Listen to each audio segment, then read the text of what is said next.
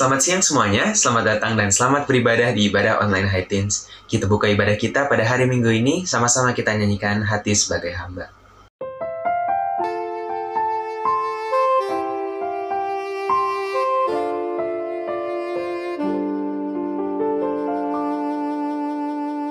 Ku tak membawa apapun juga saat ku datang ke dunia. Ku tinggal semua pada akhirnya saat ku kembali ke surga. Inilah yang ku punya, hati sebagai hamba yang mau taat dan setia padamu Bapa. Kemanapun ku bawa, hati yang menyembah dalam roh dan kebenaran sampai selamanya.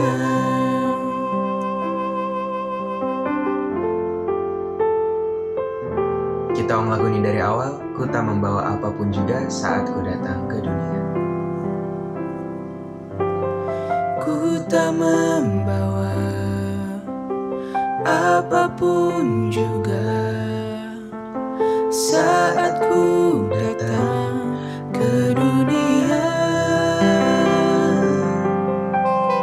Ku tinggal semua pada akhirnya saat ku kembali ke surga. Inilah yang ku punya, hati sebagai hamba yang taat dan setia padamu Bapa. Kemanapun ku bawa, hati yang menyembah dalam roh dan kebenaran sampai selamanya.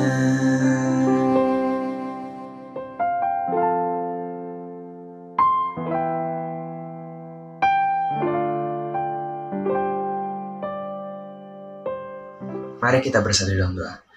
Tuhan, terima kasih Tuhan, pada hari Minggu ini kami sudah datang, duduk, beribadah kepadamu Tuhan. Kiranya Engkau memberkati setiap kami, agar setiap firman yang diberitakan nanti dapat kami terima dengan baik, dan dapat kami lakukan dalam kehidupan kami sehari-hari. Tuhan, berkatilah juga ibadah ini dari awal, pertengahan hingga akhirnya. Hanya dalam nama-Mu Tuhan Yesus, kami sudah berdoa mengucap syukur. Amin. Nah, teman-teman, walaupun di rumah begini, kita harus tetap semangat memuji Tuhan ya. Kita lanjutkan ibadah kita, sama-sama kita nyanyikan Ajaib Kau Tuhan.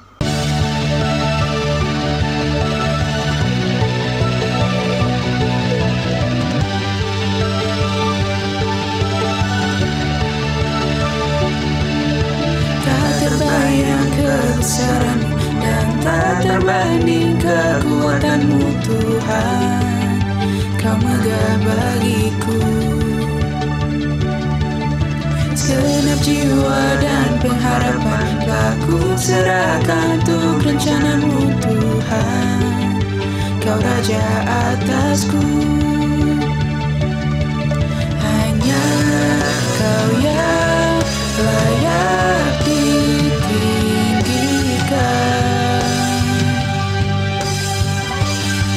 Ajaib Kau Tuhan. Ajaib Kau Tuhan, agung dan perkasa. Kau sumber kemenanganku, layak berkuasa, memerintah selamanya. Yesus, Kaulah Raja dunia. Tak terbayang kebesaran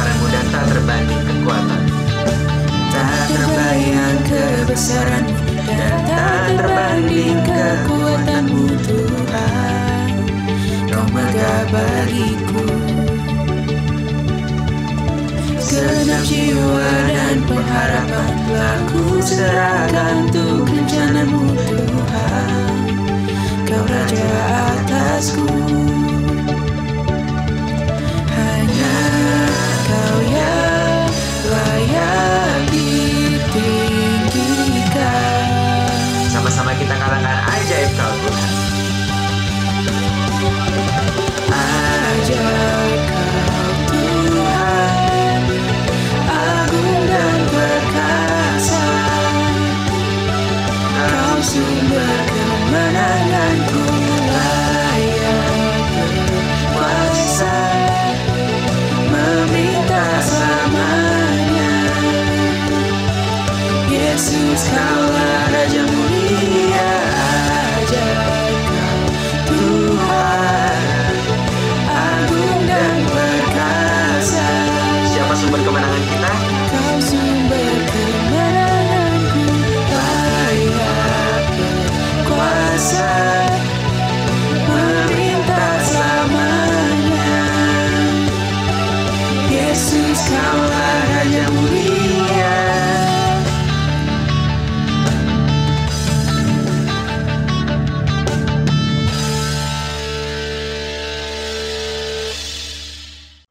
Nah teman-teman, sebentar lagi kita akan mendengarkan firman Tuhan. Kita siapin hati kita sama-sama supaya kita bisa menerima apa yang ingin Tuhan sampaikan ke kita.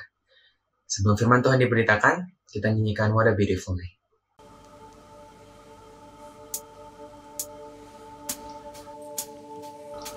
You are the Word at the beginning, one with God the Lord Most High. Your hidden glory in creation, now revealed in you are Christ. What a beautiful name it is, what a beautiful name it is, the name of Jesus Christ my King. What a beautiful name it is, nothing compares to this. What a beautiful name it is, the name of Jesus.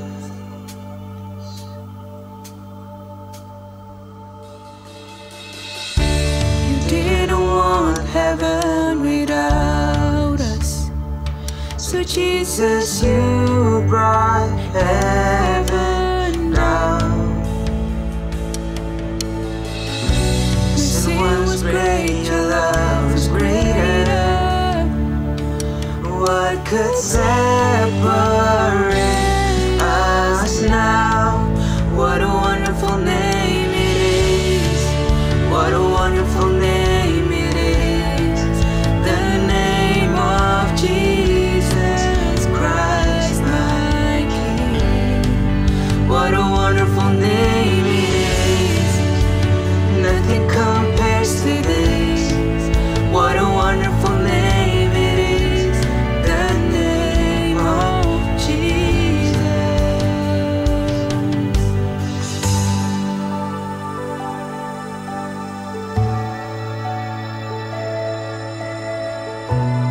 Death could not hold you, the veil tore before you. Death could not hold you, the veil tore before you. You silenced the boast of sin and grave. The heavens are roaring the praise of your glory, for you are raised to life again. You have no rival, for you have no equal. Now and forever our God reigns. Yours is the kingdom, yours is the glory, yours is the name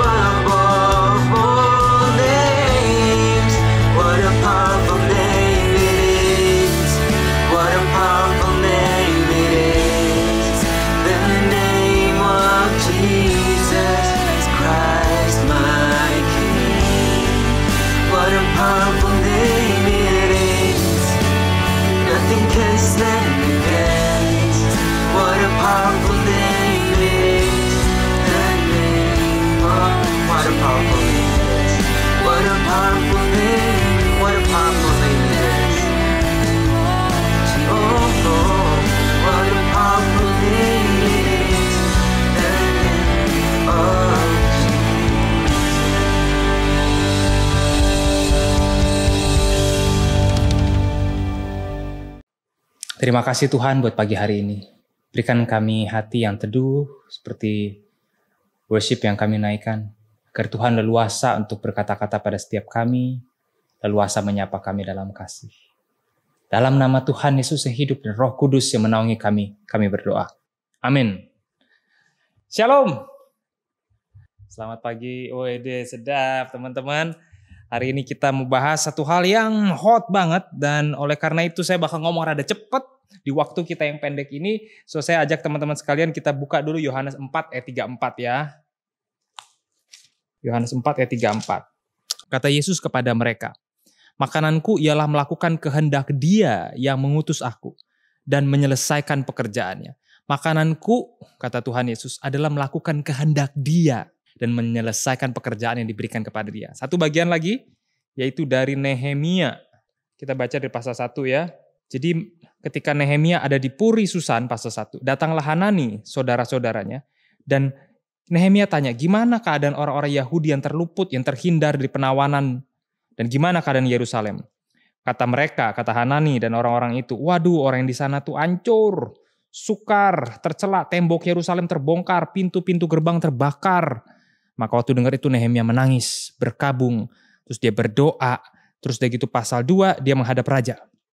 Itu dia mau ngomong ke raja, sebelum Nehemia buka mulut, bertanyalah raja kepada Nehemia, mengapa mukamu muram? Gak pernah kamu seperti ini, apa kamu sakit? Kamu pasti punya masalah. Singkat cerita Nehemia curhat apa yang jadi masalahnya dia, kemudian akhirnya dia pulang, dia ngebangun tembok Yerusalem. Nanti kita bakal lihat detailnya sama-sama. Hari ini ya, kalau kita bicara soal expectation dan reality, kenyataan di lapangan, kita bisa kecewa berat. Kenapa? Apa yang kita pikir bakal lebih baik, ternyata keadaan nggak lebih baik hari ini. Bahkan lebih susah dari waktu sebelumnya. Nah, saya mau nanya-nanya teman-teman, apa hiburan kita di rumah? Siapa di sini yang nonton Euro? Ada? Siapa di sini fansnya BTS? Oke. Nah, kalau kita lihat konser, kalau kita lihat pertandingan gitu ya, apapun itu, selalu ada 3 jenis orang. Jenis pertama adalah orang yang make things happen. Oke? Kalau ini sebuah pertandingan sepak bola, ada orang-orang yang make things happen. Mereka adalah ke-22 orang yang bermain di lapangan. Mereka adalah wasit garisnya, mereka adalah jurinya, mereka adalah promotornya. Ada tipe pertama orang yang make things happen. Oke? Tapi ada tipe yang kedua, yang lebih banyak lagi daripada orang yang make things happen. Itu apa? Orang yang watching things happen. Orang yang nonton. Oh, bagus. Bodoh dia. Tendang yang bener dong lo. Itu yang nonton paling bisa komentar kan. Itu gede, jumlahnya orang banyak. Mungkin sekian juta di dunia ini yang nonton. Yang make things happen sedikit. Terus ada kategori yang ketiga, yaitu orang yang wonder what happened. Jadi kalau lagi ada pertandingan sepak bola, sedikit orang yang make things happen. Yang banyak yang nonton di TV sampai ke Indonesia nonton. Tapi lebih banyak lagi orang yang nggak tahu apa yang sedang terjadi. Ada apa sih rame-rame? Ada apa sih antrian panjang amat gitu? Ada apa sih? Selalu ada 3 jenis orang seperti itu. Nah, di tengah-tengah ekspektasi kita lihat keadaan jadi lebih baik, tapi realitanya nggak seperti itu. Kita termasuk orang yang mana dari 3 jenis itu? Apakah kita orang yang make things happen? Apa kita orang yang watching? Atau orang yang ketiga, ada apa? Nggak tahu apa-apa misalnya ya. 3 jenis orang. Nah, kita tadi lihat ya, kitab Nehemia ini mencatat satu permulaan baru, titik balik dari perjalanan hidup orang Israel. Dulu mereka ikut Tuhan, perjalanan panjang, tapi karena ketidaksetiaan mereka dihukum Tuhan. Yaitu apa? Mereka dijajah Babel. 70 tahun lamanya. Tapi di akhir tahun yang ke-70, Tuhan dengan anugerahnya yang baik kasih mereka janji that you will go home to Jerusalem. Pulanglah mereka. Di bawah pemerintahan Bupati Zerubabel, Imam Ezra, Nabi Hagai. Mereka langsung happy, mereka bangun bait suci. Tapi ingat, waktu itu orang Israel itu sudah tidak tinggal di Yerusalem, Yehuda. Enggak, mereka udah dibuang belasan ribu kilometer jauhnya dari tempat asal mereka. Dibuang ke Babel. Pulang sebagian nggak bangun bait suci. Tapi pembangunan mereka cuma jalan beberapa tahun, bubar. Kenapa? Bait suci mereka berhasil bikin. Tapi setelah itu dihancurin warga sekitar. Karena mereka tidak punya lagi tembok Yerusalem yang hebat. Yang dulu selalu dibangga-banggain itu. Nggak ada lagi. Nah, meanwhile di Persia, di Babilonia, ada satu orang juru minuman raja. namanya Nehemia. Tuangin begini nasib jadi tukang bartender. Nah, dia kasih minuman buat raja. Cicipin dulu, nah ini enak nih. Kalau nggak enak ya dia bikin lagi minumannya. Itu dia pejabat yang kaya di sana. Satu hari temannya datang si Hanani. Lusuh, sedih. Bro, apa kabar bro? Kata Nehemia. Loh kenapa lo? Cerita dong, ada masalah apa? Nem, saya baru balik dari Yerusalem, kota leluhur kita. Oh iya, gimana keadaannya di sana? Kacau. Oh iya? Maksud kamu gimana kacau? Kamu tahu kan proyek pembangunan bait suci? Udah jadi bagus? Udah hancur. Loh, kan baru 3 tahun dibangun kan? Zerubabel, Esra, Hagai semua ke situ. Nggak bisa. Musuh terlalu sengit lawan kita. Tembok kita dibakar. Rakyat kita dibunuh. Pintu-pintu gerbang semua dihancurin. Gak mungkin deh kita kembali ke masa seperti sebelum ini. Gak mungkin. Nehemia sedih sekali. Sedih sekali. Terus di situ dia seorang pejabat yang kaya yang hidupnya nyaman melakukan satu langkah yang luar biasa. Dia asisten pribadi raja. Dia pegawai kepercayaan raja. Dia taste minuman raja beracun atau enggak. Dia orang kepercayaan. Karena kalau orang mau bunuh raja, ya tinggal bayar sogok si Nehemia. Masukin dong nih bubuk-bubuk. Apa namanya nih? Apa sih buat ngeracun orang nih minumannya? Apa namanya? Nah itulah. Nah bener, sianida. Itu deh masukin deh ya. Tapi enggak. Dia geser kepentingan dirinya. Dia minta izin sama raja. Dia minta izin. Dan luar biasa. Di tengah-tengah kehidupan dia yang nyaman itu ya. Dia kembali ke Yerusalem. Dalam 52 hari doang. Mission impossible ini terlaksana. 52 hari itu mustahil dia ngebangun tembok. Ingat, Nehemia bukan bupati, bukan nabi Allah, bukan ahli Taurat. Cuma juru minuman raja, arsitek pun bukan. Dia ngebangun tembok dalam 52 hari. Dan waktu dia mulai ngebangun, terjadi konfrontasi, serangan dari luar. Ada 3 raja sekitar, Sanballat, Tobia, Geshem, yang terus mengejek, menghina, memprovokasi, sampai ngebunuhin orang Israel yang lagi ngebangun. Wah di saat itulah, ketika orang Israel mulai bangkit dan membangun, serangan datang. Ketika dia bangkit sadar, saya gak mau seperti realita, saya mau lakukan seperti ekspektasinya Tuhan. Terjadilah serangan. Nah, di tengah keadaan makin tertekan, akhirnya firman Tuhan menguatkan disampaikan oleh Nehemia. Pasal 4 ayat 14 berbunyi demikian. Janganlah kamu takut terhadap mereka. Ingatlah kepada Tuhan maha besar, dahsyat. Berperanglah buat saudara-saudara kamu. Untuk anak laki-laki, anak perempuanmu dan istrimu dan rumahmu. Jangan takut terhadap mereka. Ingat Tuhan itu besar. Ayo fight. Luar biasa ya. Luar biasa ya. Ganbate. Ayo fight. Jangan takut. Karena takut dong. Mereka bukan army. Mereka rakyat biasa diserang oleh 3 raja. Waktu Hanani bilang, aduh gak ada harapan di sini. Tapi Nehemia akhirnya ngebawa 52 hari. Akhirnya mereka kerja itu ya. 1 tangan pegang sekop, 1 tangan pegang pedang.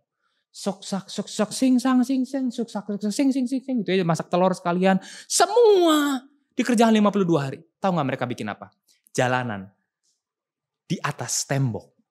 Lebarnya 3 meter. Itu kayak jalan tol, 1 lajur, 3 meteran itu. Tingginya 10 meter.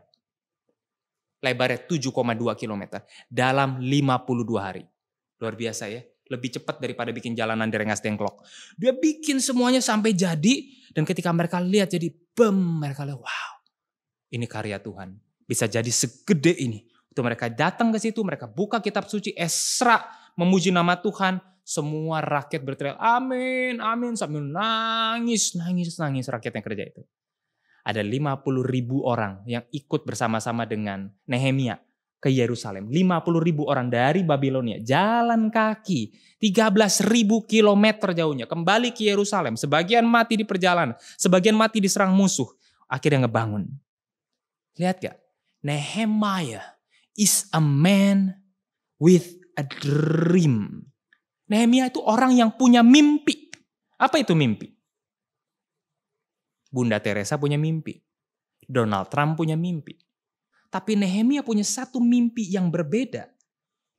Yaitu bukan mimpinya Nehemia. Tapi mimpinya Tuhan yang diimpartasikan. mimpinya Tuhan yang disuntikan ke dalam hati Nehemia. Sehingga visi Nehemia adalah mimpinya Tuhan. Nah, Tuhan juga taruh mimpinya, isi hati Tuhan ke dalam hati setiap teman-teman dan saya. Ya, kalau kita anak Tuhan ada dua buktinya. Satu, kita bisa percaya kepada nama Tuhan Yesus. Kedua, isi hati Yesus ada dalam isi hatiku. Itu. Apa yang Yesus lihat tentang dunia ini, kita ikut ngerasainnya. Dan kita berkata, Tuhan, ladang udah menguning, tuayan banyak tapi pekerja sedikit. Utus aku Tuhan, do something. Loh, kenapa banyak orang Kristen gak melakukan mimpinya? Kenapa orang Kristen ya cuma berdagang, ya studi yang pinter, ya cari duit. Begitu aja, khawatir karena duit, khawatir karena jodoh, khawatir karena sekolah. Di mana mimpi Tuhannya? Untuk menjalankan the expectation is not only my expectation, but God's expectation in Jesus Christ. Kenapa? Gini loh teman-teman. Waktu Nehemia balik ke Yerusalem, ada 50.000 orang Israel bersama dia yang rela tinggalkan Babel. Bangun Yerusalem yang katanya, aduh gak ada harapan di sini susah. 50.000 orang. Tapi tahu gak berapa orang yang stay di Babel tidak mau ikut pulang? Ada yang bisa tebak? 5 juta rupiah? Ada yang bisa tebak? 50.000 banyak gak? Banyak banget. Demo di Bundaran HI aja misalnya 3.000 orang. Dulu di Jakarta udah luar biasa. Ini 50.000 rakyat Israel pulang balik ke Yerusalem. Tapi tahu gak? Yang stay di Babel yang tidak mau pulang ada 3.350.000 orang. 3.350.000 nggak pulang. Kenapa? Ya mungkin mereka nyaman. Udah punya kerjaan, udah settle, udah punya tempat tinggal, nggak mau pulang. Lah siapa yang mau sih kayak Nehemia? Dari jabatan GM, waduh GM General Manager, jadi kuli yang dikejar-kejar. Nah itu. Siapa yang mau turun begitu? Nah seringkali yang bikin orang tidak mau kerjakan visi Tuhan, meskipun sudah jelas dia anak Tuhan, adalah kenyamanan. Mager. Males. Nggak enak ngerjain visi Tuhan. Tapi kalau dia anak Tuhan beneran, Roh Kudus tidak akan bungkam. Roh Kudus akan terus bilang, ayo fight. Hidup kamu gak gini doang. Kamu bukan orang yang wonder what happened. Kamu bukan orang yang watching. Kamu adalah the doers. Ayo, Tuhan kasih kegelisahan. Kalau kita tahu kisah Pak Ahok. Ngapain dia susah-susah jadi gubernur cari penyakit. Kalau mau kaya gak usah kali jadi masuk begitu amat. Ada hati yang diketanam dari dulu sama Tuhan. Ayo bagi bangsa ini. Ayo lakukan perubahan. Akhirnya berat memang. Tapi dia taat. Tinggalin kenyamanan. Nah teman-teman sekalian. Ketika bicara soal ini realita begini dan Tuhan panggil kita untuk ngerjain expectation. Bagaimana caranya kita ngebangun mimpi? 1. Sensitif terhadap keadaan sekitar. Waktu kita ngelihat sesuatu jangan cuman oh ya udah lihat. Tapi peka, oh kayaknya ada tren begini sekarang di TikTok ya. Kenapa ya? Oke, gimana supaya tren ini bisa jadi positif? Gimana supaya ada hal yang fruitful dari sini? Oh, sekarang keadaan lagi berat ya. Jadi kita nggak fokus ke me, myself, and me gitu, and mine. Tapi ngelihat keluar. Ada keadaan apa hari ini? Jadi waktu kita main medsos, waktu kita browsing, waktu kita baca Line Today kalau ada yang masih baca, perhatikan ada needs apa di luar sana. Yang mana Tuhan bisa ngomong, nak, ayo kerjain itu yuk. Ayo jadi counselor yuk. Yang kerjain itu. Ayo jadi designer yuk. Ayo jadi ahli math yuk. Ayo jadi leader yuk. Ayo jadi apapun. Fashion design. Jadi orang yang dengerin cerita orang lain. Terus sampai akhirnya kita ini minta Tuhan tolong pakai aku. Aku mau kerjain hal itu. Karena apa yang kedua? Ketika kita sambut visi Tuhan. Tuhan bukain jalan. Lah kita bilang, gua gak sanggup. Gak punya duit, gak punya kemampuan, gak punya umur. Gak mungkin gue bisa lakukan itu. Jangan salah. Ketika kita sambut visi Tuhan, Tuhan bukain jalan selebar-lebarnya. Tadi kita baca Nehemia. Dia mau ngomong ke raja minta izin cuti buat ngebangun. Tapi sebelum Nehemia buka mulut ya, raja udah bilang, kenapa mukamu muram? Itu tidak pernah terjadi. Hal yang tidak lazim. Raja yang separuh dewa nanya ke karyawan, kenapa mukamu muram? Care banget. Di zaman sekarang kita ada emansipasi nih, kesetaraan. Dulu nggak ada. Kalau muka muram kamu cari mati. Paling begitu aja. Ada nggak nih antara kita yang ngomong kepada asisten rumah tangga, si mbak di rumah kita, mbak, lagi ada masalah ya. Kok mbak kelihatannya bete sih? Cerita dong sama aku. Enggak akan, jarang kan. Kecuali kamu lebih dari kecil emang dibesarin sama si mbak ketimbang sama mama sendiri. Mungkin. Tapi selebihnya jarang gitu loh. Ini ajaib. Dan bukan berhenti di situ. Raja itu provide kayu dan surat jalan. Nehemia gak bisa. Provide kayu, dia gak punya uang. Dikasih kayu, dikasih segala macam kebutuhannya. Di tiap ketemu raja, di tiap perbatasan ada surat, ada material pembangunan. Tuhan bukain jalan selebar-lebarnya. Dan ketiga, jadi satu gue bilang ya, satu adalah sensitif terhadap keadaan sekitar. Apa yang kebutuhannya apa? Sensitif. Dua, waktu kita sambut visi Tuhan, Tuhan buka jalan. Catat ya. Satu, sensitif, peka. What's happening right now? Oke, gue masih wonder what happened. Ayo kita melangkah. Jadi orang yang watching sekarang. Kalau kita ada di lingkaran yang ketiga, cuma wonder doang. Ada apa nih? Ada apa nih? Maju ke lingkaran kedua. Watching. Look carefully, watch carefully. Tapi setelah itu, untuk kita nyambut visi Tuhan, Tuhan buka jalan. Masuk ke arena permainan. Jadi orang yang make things happen dari hal yang kecil-kecil dulu. You know, the world is flat dengan online. Do something on online platform dulu misalnya ya. Dan itu kita mulai masuk, ada tantangan, ada. Tapi Tuhan bukain jalan. Dan ketika tantangan jadi semakin berat, yang ketiga, bersatulah. Kolaborasi sama orang lain. Ini bukan proyek gue, Denny, hebat. Enggak. Ini proyek kerajaan Allah kok. Ingat kata-kata Tuhan Yesus, makananku ialah melakukan kehendak Bapa. Dan menyelesaikan pekerjaannya. Bukan pekerjaanku. Pekerjaannya. Nyanya tuh dia, huruf besar. Bapa. His work. Itu adalah tugasku. Bersatu. Nah tadi di sini Nehemia catat. Waktu mulai ada tantangan. Mereka pakai tombak, panah, perisai, baju zirah. Sambil kerjakan pertukangan. Kerjain itu. Ketika udah darurat semuanya. Kumpul semua. Keluarin pedang. Oke, aman. Gosok tembok lagi. Kerjain lagi. Bangun batu lagi. Sampai luar biasa itu ya. Jadi itu. Pintu gerbang ini, pintu gerbang itu, tembok. Terus dibangun terus. Nggak berhenti. Nah itulah keadaan mereka. 3. Sensitif terhadap keadaan sekitar. Jangan cuma jadi orang yang wonder tapi mulai watching. Setelah watching yang kedua. Make things happen. Ketika kita sambut visi Tuhan, maksudnya mulai ngelangkah, Tuhan buka jalan. Yang ketiga, ketika ada masalah, ayo bersatu. Make things happen. Nah teman-teman sekalian, selalu sangat sedikit jumlah orang yang akhirnya dalam hidupnya ini berani untuk make things happen. Padahal itulah panggilan yang Tuhan kasih dalam hati anak-anaknya. Fight. Don't just sit there. Ya hidup ini tidak seperti yang kita inginkan. That's why Tuhan kirim kita lahir di generasi ini. Untuk mengerjakan sesuatu. Waktu berat, waktu down atau memundur. That's why we need one another. We need our besties. Untuk bantu, untuk sama-sama kuatin kita. Kalau teman-teman di sini pengguna TikTok. TikTok itu punya sejarah yang panjang. Sampai sekarang, tahu nggak ada berapa apps yang sudah di-download? Apps TikTok yang sudah di-download di seluruh dunia? 2 miliar. Gila ya. Penduduk dunia itu 7 miliar. 2 miliar pakai TikTok. Dan ceritanya tuh panjang. Mereka dulu bikin satu apps. Ini dari China. Namanya Musical.ly. Apps ini tuh buat orang lip sync. Nyanyi-nyanyi. Kayak zaman Marsyanda dulu dikatain orang. Kamu kok begini ya gitu. Gara-gara nyanyi-nyanyi lip sync. Tapi itu kan kemudian populer. Pakai Musical.ly. Terus ada satu apps lagi tuh. Yang masuk lagi. Namanya apa ya? Lupa sih, ada satu apps lagi dari China juga. Tapi 2 ini gak laku. Dia ke download cuma sekitar berapa gitu.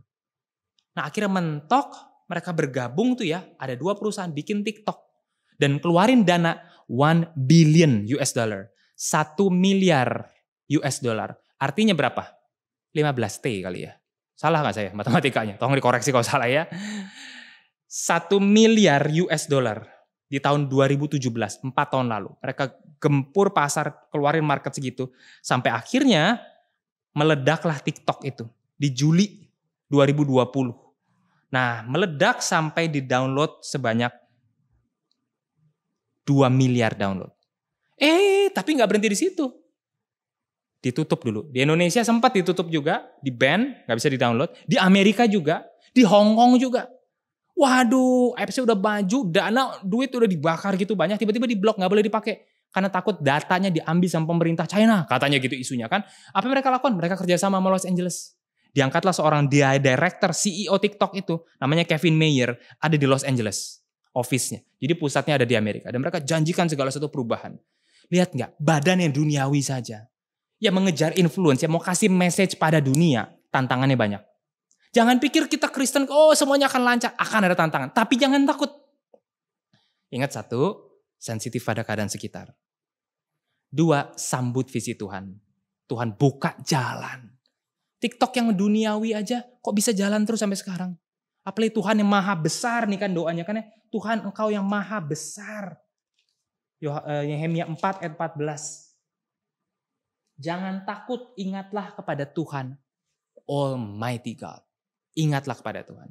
Dan ketika ada tantangan, bersatu. TikToknya diceritakan, oh dia bersatu musically. Ada apps lain, dia bersatu bikin untuk melayani sama-sama. So guys, simpulannya apa? Ada 3 jenis orang di dunia ini. Ada orang yang make things happen. Ada orang yang watching things happen. Tapi ada orang yang hanya wonder things happen. Which one are you?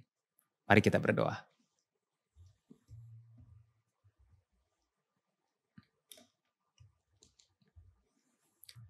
Tuhan, kami adalah pekerja-pekerja-Mu Tuhan. Kami adalah orang-orang pekerja kerajaan Allah yang membangun tembok seperti Nehemia. Kuatkan hati kami dan mulai hari ini berikan kami kepekaan. Supaya kami tahu bagaimana kami harus membangun kerajaan-Mu. Bagaimana kami harus melayani-Mu. Jauhkan kami dari godaan hidup yang comfort, dan jabatan, dan kekayaan, dan manja. Tapi jadikan kami orang yang mau berpikir, God, I want to make things happen. Use me. Siapa yang mau berkata begitu pada saat ini? Saya undang untuk taruh tangan di dada. Mungkin kita bilang, Tuhan saya gak bisa apa-apa, saya gak punya pengalaman, bahkan orang gak mandang saya. Tapi kalau Tuhan mau pakai saya, ini aku. Seperti Nehemia. Aku akan minta izin raja. Aku akan berusaha. Ini aku. Taruh tangan di dada sebagai simbol. Lord, hidupku bukan cari duit. Bukan cari enak. Tapi merealisasikan ekspektasinya Allah. Pekerjaanku, makananku, ialah melakukan kehendak Bapa. Siapa yang berdoa demikian, taruh tangan di dada dan ambil waktu buat berdoa secara pribadi pada Tuhan. Nanti saya akan pimpin doa buat kita sekalian.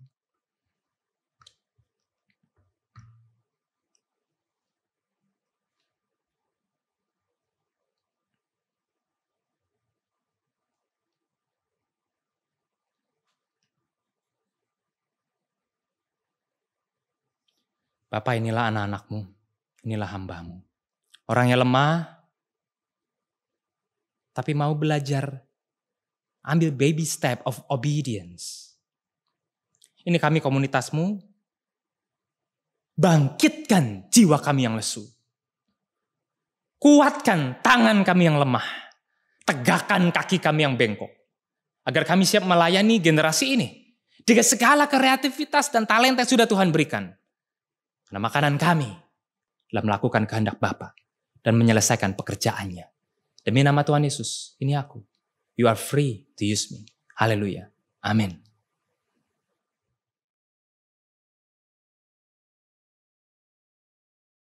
Marilah kita bangkit berdiri. Marilah kita bersama dengan umat Allah di masa lalu, masa kini, dan masa depan. Mengingat pengakuan pada baptisan menurut pengakuan iman rasuli yang berbunyi demikian. Aku percaya kepada Allah, Bapa yang Maha Kuasa, Khalik langit dan bumi. Dan kepada Yesus Kristus anaknya yang tunggal Tuhan kita, yang dikandung dari Roh Kudus, lahir dari anak darah Maria, yang menderita sengsara di bawah pemerintahan Pontius Pilatus, disalibkan, mati dan dikuburkan, turun dalam kerajaan maut. Pada hari yang ketiga bangkit pula dari antara orang mati.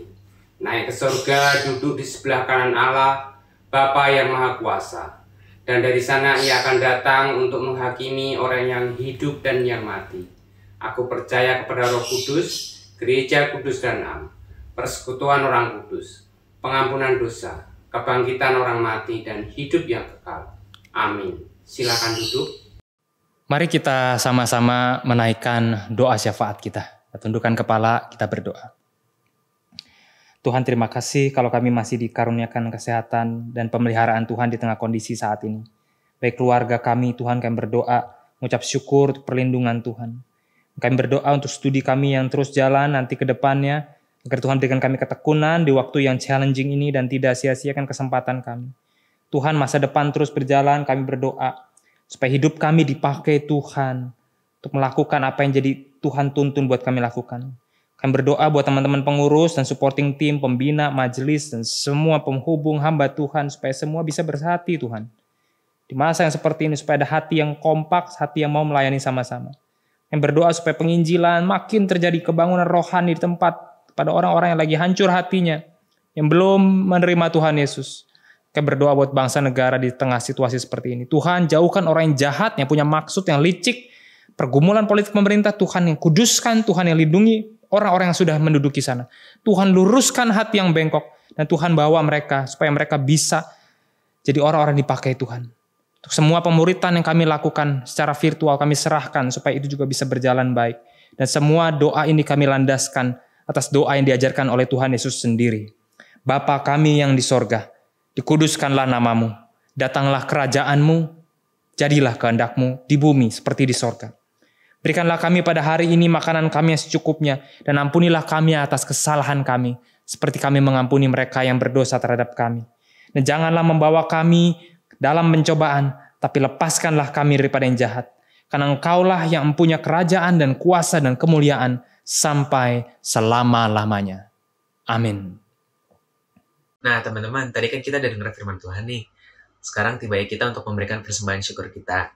Buat teman-teman yang ingin memberikan persembahan, nanti di layar ada QR code yang bisa teman-teman scan atau nomor rekening yang teman-teman bisa transfer ke nomor rekening tersebut.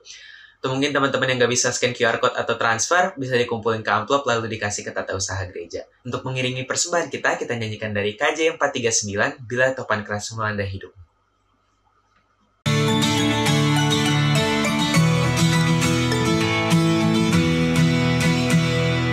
Bila topan keras melanda hidupmu, bila putus asa dan letih lesu, berkat Tuhan satu-satu itulah kau niscaya kagum oleh kasih-Nya. Berkat Tuhan mari hitunglah, kau kan kagum oleh kasih-Nya. Berkat Tuhan mari hitunglah, kau niscaya kagum oleh kasih-Nya. Adakah beban membuat kau penat, salib yang kau pikul menekan berat? Hitunglah berkat-Nya pasti kau lega, dan bernyanyi terus penuh bahagia. Berkat Tuhan mari hitunglah, kau kan kagum oleh kasih-Nya. Berkat Tuhan mari hitunglah, kau niscaya kagum oleh kasih-Nya.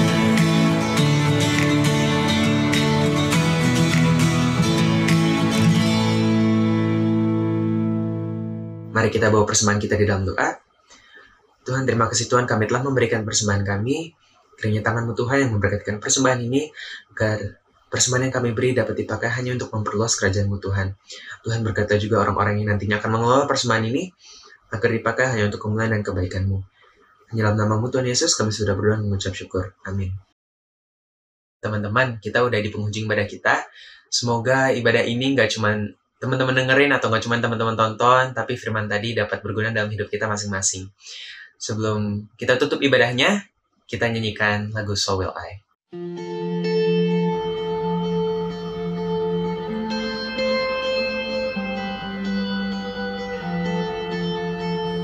God of creation, there at the start, before the beginning of time.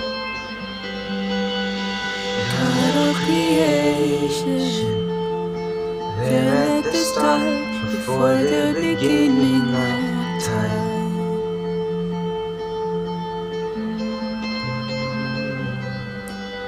With no point of reference, you spoke to the dark and fleshed out the wonder of life.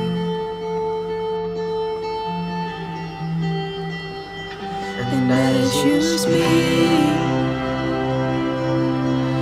100 billion galaxies are born. In the vapor of your breath, the planets form. If the stars were made to worship, so will I. I can see your heart in everything you've made. Every burning star, a signal fire of grace. If creation sings your praises, so will I.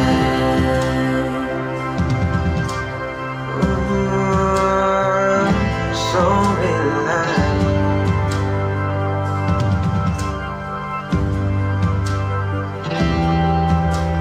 God of your promise, you don't speak in vain, no syllable empty your voice.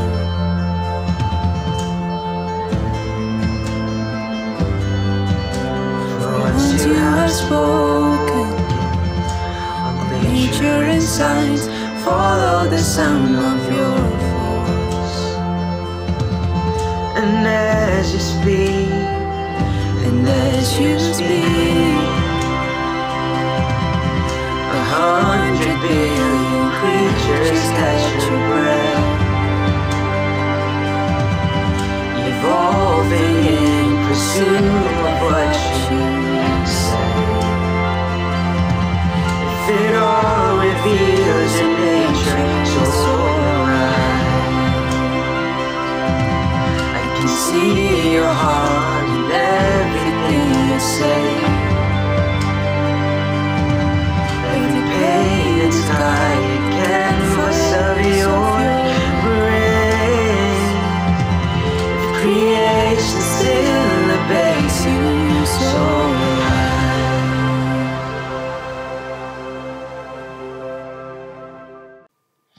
Kiranya kasih karunia dari Allah Bapa, penembusan darah dari Tuhan Yesus Kristus, dan penyertaan sempurna dari Roh Kudus beserta kita dari hari ini sampai selama-lamanya. Amin.